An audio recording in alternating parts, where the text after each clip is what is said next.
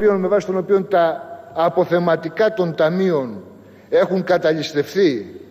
γιατί ακριβώς τοποθετούνταν ουσιαστικά χωρίς επιτόκιο που να καλύπτει τον πληθωρισμό στην Τράπεζα της Ελλάδας, με αποτέλεσμα να δίδονται φτηνό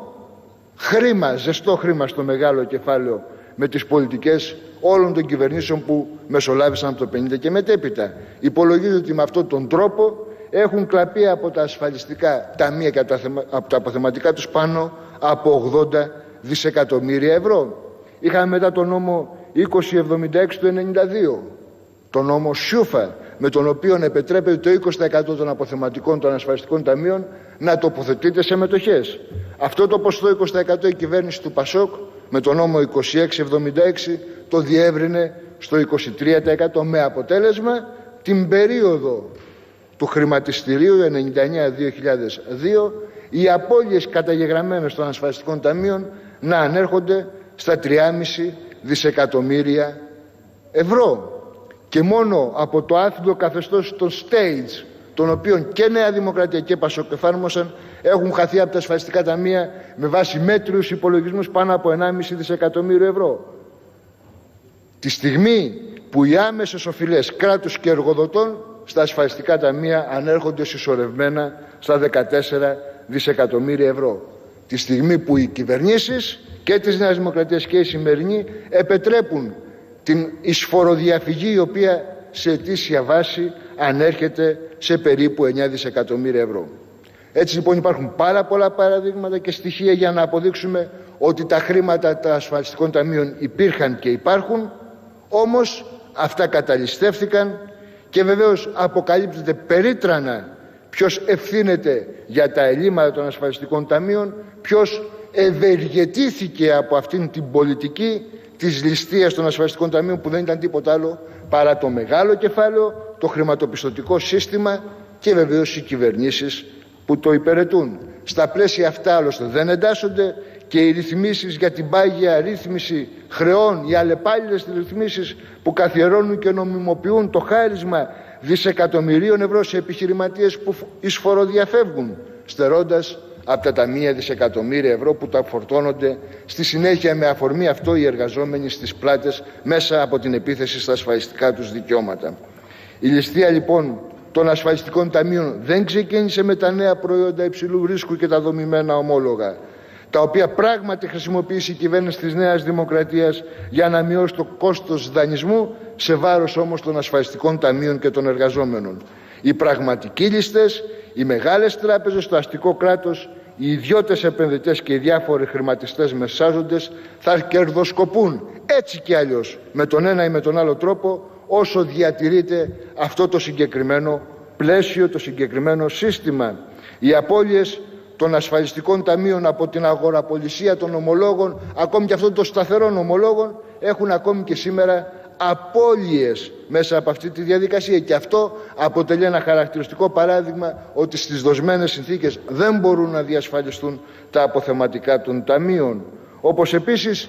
σε εξακολουθούν να υφίστανται τεράστιες απώλειες και από την πτώση του χρηματιστηρίου, η οποία είναι αλλεπάλληλη, τα αποθεματικά των ταμείων που είναι δεσμευμένα σε μετοχές. Από αυτή την άποψη επιβεβαιώνεται η πάγια θέση του Κομμουνιστικού Κόμματος Ελλάδας ότι δεν μπορεί τα αποθεματικά των ταμείων να γίνονται παιχνίδι αγοραπολισίας και κερδοσκοπίας στο χρηματιστήριο. Άρα λοιπόν άμεσα πρέπει να αποσυρθούν από την χρηματαγορά. Κυρίες και κύριοι βουλευτές, παρακολουθούμε και σήμερα μια ψευδεπίγραφη αντιπαράθεση ανάμεσα στην κυβέρνηση του Πασόκ και τη Νέα Δημοκρατία σχετικά με το ποιος ευθύνεται λιγότερο ή περισσότερο για τα αποθεματικά των ταμείων. Και αυτή η αντιπαράθεση βοηθά τους δύο πόλους του δικομματικού συστήματος να συγκαλύπτουν τη στρατηγική τους σύμπλευση στους βασικούς άξονες της αντεργατικής επίθεσης, στις αναδιαρθρώσεις στο ασφαλιστικό σύστημα και στις εργασιακές σχέσεις. Φυσικά η ανάδειξη των σκανδάλων δεν αφορά μόνο απλά και μόνο τη δικομματική αντιπαράθεση, αποτελεί επίσης και μέσο πίεσης αλλά και διαπραγμάτευσης με τις ιμπεριαλιστικές δυνάμεις και τους μονοπωλιακούς ομίλους από κάθε αστική κυβέρνηση. Πρέπει εδώ να τονίσουμε με βάση τα παραπάνω ότι έχουμε να κάνουμε με ένα προσχεδιασμένο έγκλημα και από αυτή την άποψη αποτελούν στην καλύτερη περίπτωση κροκοδίλια δάκρυα αυτά τα οποία ακούσαμε πριν από λίγο από τον εισηγητή της πλειοψηφίας για την αγωνία του ΠΑΣΟΚ σχετικά με τα αποθεματικά των ασφαλιστικών ταμείων και την πορεία τους. Από αυτήν την άποψη εμείς ως ΚΚΕ έχουμε πει ότι πρέπει το σκάνδαλο αυτό βεβαίως να διερευνηθεί, αλλά να μην περιορίζεται χρονικά ο προσδιορισμός του μόνο στην περίοδο των δομημένων ομολόγων, αλλά να διευρυνθεί αγκαλιάζοντας το σύνολο των δεκαετιών στα οποία ελιστεύθηκαν τα ασφαλιστικά ταμεία. Και δεν φτάνει βεβαίως η πρόταση ξεχωριστή του ΠΑΣΟΚ για τη σύσταση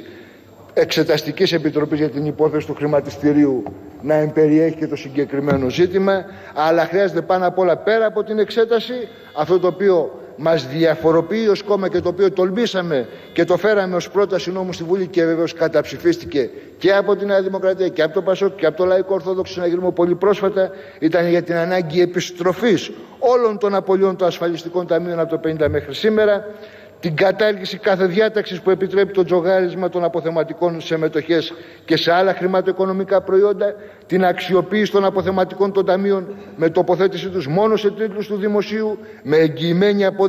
απόδοση που θα υπερκαλύπτει τον πληθωρισμό και με επιτόκιο στο ύψος του ανώτατου επιτοκίου δανεισμού του δημοσίου, χωρίς τη διαμεσολάβηση τρίτων, με τη μείωση των ορίων συνταξιοδότησης στα 60 χρόνια για τους άντρες και στα 55 για τις γυναίκες και 5 χρόνια μειωμένα για όσους εργάζονται στα βαριά και τα ανθυγιεινά, για την πλήρη σύνταξη ανεξαρτήτως ηλικίας με τη συμπλήρωση 30 χρόνων εργασίας σε 9.000 ένσημα, για σύνταξη το 80% των συνολικών αποδοχών του τελευταίου μήνα πριν από τη συνταξιοδότηση και κατώτατη σύνταξη τα 1.120 ευρώ, για την απαλλαγή των εργαζόμενων από την εισφορά στον κλάδο υγείας και πρόνοιας, γιατί οι υπηρεσίες αυτές πρέπει να είναι αποκλειστικά δημόσιες, δωρεάν για όλους, με την κατάργηση της επιχειρηματικής δραστηριότητας. Θα πει κάποιος ποιος θα πληρώσει το κόστος. Εμείς το λέμε πολύ καθαρά ότι τα χρήματα υπάρχουν και το κόστος της χρηματοδότησης της κοινωνικής ασφάλειας πρέπει να βαρύνει το κράτος και την εργοδοσία, ιδιαίτερα το μεγάλο κεφάλαιο που όλα αυτά τα χρόνια είχε τεράστια προνόμια, κερδοσκόπησε ασύστολα σε βάρος των ασφαλιστικών ταμείων. Έτσι λοιπόν η ολοκληρωμένη πρόταση του ΚΚΕ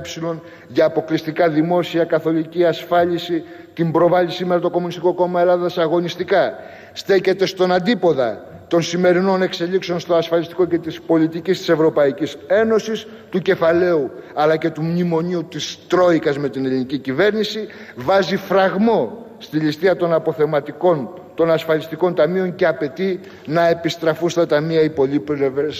οι πολύμορφες και πολύπλευρες απώλειες των προηγούμενων δεκαετιών. Απαντά στο σύνολο των προβλημάτων σχετικά με τα όρια και το ύψος της συνταξιοδότησης, την υγειονομική περίθαλψη και τις ασφαλιστικές εισφορές. Ανοίγει το δρόμο της αποφασιστικής σύγκρουσης με την εξουσία του μονοπωλιακού κεφαλαίου. Βοηθά το λαό να βγει στο προσκήνιο, να πάρει την υπόθεση και τις τύχες στα χέρια του, και πρώτο δείγμα αυτό μπορεί να αποτελεί η αυριανή μεγάλη πανεργατική